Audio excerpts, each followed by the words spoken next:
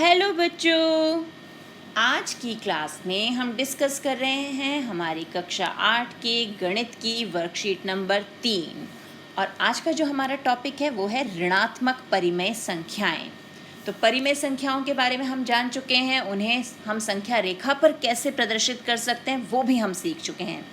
अब है वर्ड ऋणात्मक। ऋणात्मक यानी माइनस वाली परिमेय संख्याएं। तो माइनस वाली परिमेय संख्याएं होती है क्या? नंबर माइनस में होते हैं। हाँ, जब हमें संख्याओं में ये दर्शाना होता है कि हम कुछ घटा रहे हैं, कुछ कम हो रहा है, कुछ नीचे जा रहा है, तो हम उसे ऋणात्मक यानी माइनस साइन से शो करते हैं। कैसे करते हैं देखिए। अब यहाँ पर है कथन, ईशा ने बैंक से 1500 रुपये निकाले। अब ईशा ने 1500 रुपये निकाल लिए, यानी उसके अकाउंट में 1500 रुपये कम हो गए। तो हम गणितीय रूप में क्या लिखेंगे?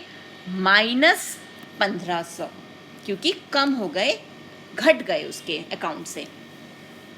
पेट्रोलियम की खान समुद्र तल से 120 सहित 3/5 किलोमीटर नीचे है। अब वो है गहराई में। तो जब हम ऊपर चढ़ते हैं, आगे की ओर बढ़ते हैं, तो हम जमा करते हैं। अब हमें पीछे की ओर जाना है तो हम क्या करेंगे? घटाएंगे।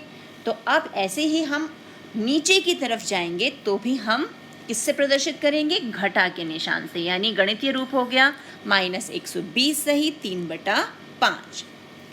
दीक्षा के 1/4 रुपये नाली में गिर गए। तो दीक्षा को नुकसान हुआ, उसके रुपये नाली में गिर गए। तो जब फ़ायदा होता है यानी हमारे पास चीज़ और आ गई, हमारे पास और इकट्ठा हो गया, जमा हो गया। लेकिन जब नुकसान हुआ तो हमारे पास से वो चीज़ घट गई, कम हो गई। तो इसका गणितीय रूप हो गया -1/4। शॉपिंग मॉल में मेरी मोटरसाइकिल 2 मंजिल नीचे की पार्किंग में खड़ी है। अब फिर हम नीचे जा रहे हैं, यानी गहराई में जा रहे हैं। तो हम किससे शो करेंगे? प्लस से या माइनस से? माइनस से। तो ये हो गया -2। अब -2 क्या परिमेय संख्या है? हाँ बेटा, जिस संख्या के नीचे कोई संख्या नहीं होती ना, उसके नीचे हम बटे में 1 लगा देते हैं, यानी ये जो हमारे संख्याएं हैं ये हमारी परिमेय संख्या होती हैं। लद्दाख का तापमान 0 से 16 अंश कम था। अब कम यानी चीज़ घट गई, 0 से भी नीचे चली गई, घट गई। तो इसे हम कैसे शो करेंगे? -16 से। आया समझ में? तो जब हम किसी चीज़ हमारी कम होती है, हम किसी चीज़ को निकालते हैं या गहराई में जाते हैं या नुकसान होता है, उसको हम हमेशा ऋणात्मक चिन्ह से शो करते हैं। अब आगे क्या है हमारे पास? तो एक ऐसी परिमेय संख्या बताइए जो ना तो ऋणात्मक हो ना ही धनात्मक। कौन सी है वो संख्या? वो है हमारा 0 यानी 0। ना वो प्लस में है ना माइनस में, क्योंकि ना हमें वहाँ फ़ायदा हो रहा है ना हमें नुकसान हो रहा है, 0 है। तो ये हमारी ऐसी भिन्नात्मक संख्या है, ऐसी संख्या है जो ना भिन्नात्मक है, ना धनात्मक है, ना ही ऋणात्मक है। तो ये हो गई हमारी परिमेय संख्या जो ऋणात्मक और धनात्मक दोनों ही नहीं है, यानी 0। तो अब अगला प्रश्न है, बताइए -26 बड़ा है या -7? अब माइनस की संख्या यानी नुकसान है ना, माइनस का मतलब हमें नुकसान हो रहा है। अब एक जगह हो रहा है 26 का नुकसान और एक जगह हो रहा है 7 का नुकसान। तो हमारे लिए बड़ी चीज़ कौन सी है? यानी बड़ी चीज़ का मतलब फ़ायदे वाली चीज़, जहाँ कम नुकसान हो रहा है या जहाँ ज़्यादा नुकसान हो रहा है? जहाँ कम नुकसान हो रहा है। तो कम नुकसान कहाँ हो रहा है? -26 पे कि -7 पे? शाबाश, -7 पे। तो ये संख्या हमारी बड़ी हो गई। तो जो हमारी ऋणात्मक संख्याएं होती हैं बेटा, जिस संख्या का मान देखने में अधिक लगता है ना, वो दरअसल छोटी होती है। जैसे 26 देखने में बड़ा लग रहा है, लेकिन इसके आगे ऋणात्मक चिन्ह है। 7 देखने में छोटा लग रहा है, इसके आगे भी ऋणात्मक चिन्ह है। लेकिन इन दोनों में जो संख्या देखने में छोटी लग रही है, वास्तव में वही संख्या हमारी बड़ी होती है। तो ये होता है हमारे ऋणात्मक चिन्ह वाले संख्याओं के साथ। अब अगला प्रश्न क्या है? पहले तो इन्फॉर्मेशन है हमारे पास कि आपको पता है कि परिमेय संख्याएं ऋणात्मक कब होती हैं? जब अंश और हर में विपरीत चिन्ह यानी प्लस या माइनस लगे हों, जैसे 2/-3 और -5/7। यहाँ हर के पास माइनस का चिन्ह है और यहाँ अंश के पास माइनस का चिन्ह है। और अगर दोनों के पास ही माइनस हो तो क्या होगा, यानी अंश के पास भी माइनस हो और हर के पास भी माइनस हो, तब क्या होगा, माइनस और माइनस तो कैंसिल हो गए, यानी ये ऋणात्मक नहीं रही, ये हो गई धनात्मक। इसीलिए कहा गया है कि ऋणात्मक कब होती है, जब अंश और हर दोनों में विपरीत चिन्ह हो, यानी एक के पास प्लस है तो दूसरे पे माइनस हो, यहाँ एक के पास माइनस है तो इस पे प्लस है, तो दोनों पे विपरीत चिन्ह होने चाहिए। सेम चिन्ह होते ही वो धनात्मक संख्या हो जाएगी। अब कौन सी संख्या बड़ी है, -5/7 या 5/-7?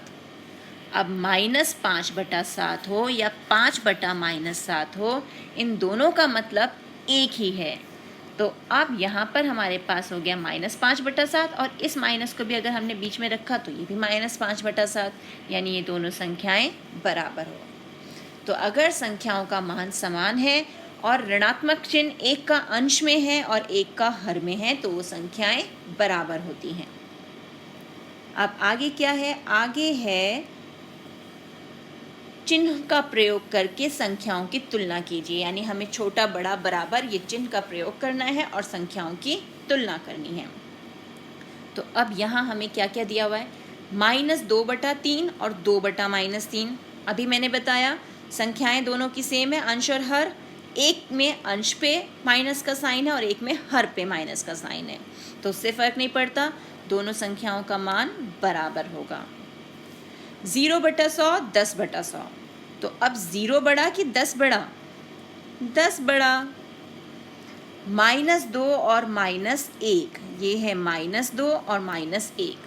अब मैंने बताया था जब दोनों ही ऋणात्मक हो तो जो संख्या देखने में छोटी है वो बड़ी होती है। तो कौन सी छोटी लग रही है, 1 छोटा लग रहा है, लेकिन बड़ा ये है। -56 और 2, तो एक संख्या ऋणात्मक है और एक संख्या हमारी धनात्मक है। जब कोई चिन्ह नहीं है तो इसका मतलब धनात्मक चिन्ह है। तो घटा वाली संख्या बड़ी कि जमा वाली संख्या बड़ी, जमा वाली। यहाँ तो हमें नुकसान हो रहा है ना, और वहाँ फ़ायदा, जहाँ फ़ायदा है वो बड़ा। अब ये बताओ आप, -5/9, 5/-9, जल्दी बताओ। शाबाश, ये हैं बराबर। 27/7 और 6/7 दोनों के हर समान है, तो जिसका अंश बड़ा वो संख्या बड़ी। तो अंश किसका बड़ा है, 27 का, तो ये संख्या बड़ी हो गई। 21/8 और 3/8 फिर से हर समान है, कौन बड़ा, जल्दी से बताओ। शाबाश, 21/8। और 25/4, 3/4, यहाँ भी कौन बड़ा हो गया हमारा, 25/4।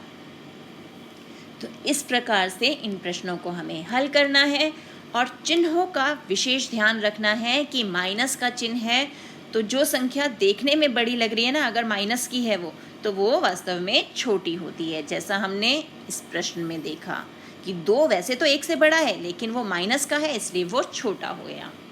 तो इसी प्रकार के प्रश्नों का अभ्यास कीजिए। मिलते हैं एक और वीडियो में, तब तक keep practicing and enjoy maths.